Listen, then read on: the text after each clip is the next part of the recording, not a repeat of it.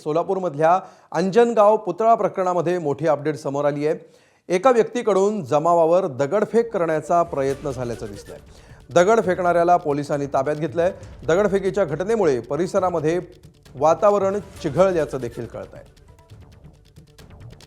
अधिक माहिती घेऊया आमचे प्रतिनिधी सुनील दिवाण यांच्याकडून। सुनील, काय नेमकं घडलंय? परिस्थिती खरंच गेल्या 3 दिवसापासून अशीच तणावपूर्ण होती। आज सकाळपासून याच पद्धतीने 2 जमाव आमने सामने होते।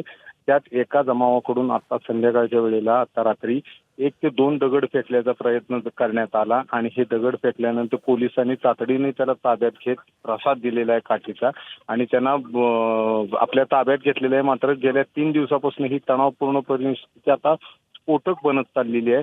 आता हा प्रकार राज्यभरातले नेते इकडे पोहोचणार आहेत। उद्या मनोज जरांगे पाटील इथं पोहोचणार असल्याची माहिती मिळते। एका बाजूला कोल्हापूर परिक्षेत्राचे आयजी, पोलीस अधीक्षक आणि नवीन जिल्हाधिकारी यांची मोहोळ येथे बैठक सुरू आहे। या प्रकरणात अजूनही त्या बैठकीचा निर्णय काय झालेला नाही, पुढची ऍक्शन काय करायची ठरलेली नाहीये।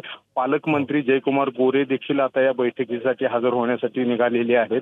त्यामुळे आता इथली चिघळलेली परिस्थिती हाताळणं प्रशासनाच्या दृष्टीनं खूप जिकिरीचं बनत चाललेलं आहे। हे पहिल्या दिवशीच विषय शांत होऊ शकला असता, मात्र आता ज्या पद्धतीनं हा विषय वाढत चाललेला आहे, हा आता शांत करणं प्रशासनालाही मोठी डोकेदुखी ठरणार आहे। अमोल, निश्चितपणे आता ह्याच्यावर कसा तोडगा निघतो आणि ही आव्हानात्मक परिस्थिती कशी नियंत्रणात आणली जाते हे बघणं महत्त्वाचं आहे। धन्यवाद सुनील या सविस्तर माहितीबद्दल।